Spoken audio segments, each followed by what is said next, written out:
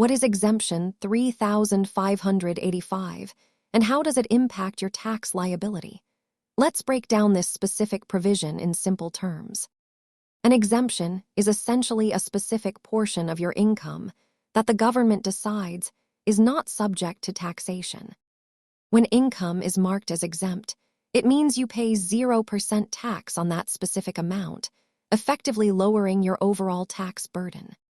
Exemptions are powerful because they reduce the base amount of income that the government uses to calculate your tax rate. While often used interchangeably, exemptions and deductions work differently. One defines what is taxed, while the other lowers your taxable total. As you can see, applying an exemption shrinks the amount of money the government actually looks at when determining your tax bracket. The bottom line is that knowing what income is exempt helps you keep more of your hard-earned money in your own pocket. Tax laws change frequently, so always check the latest IRS guidelines.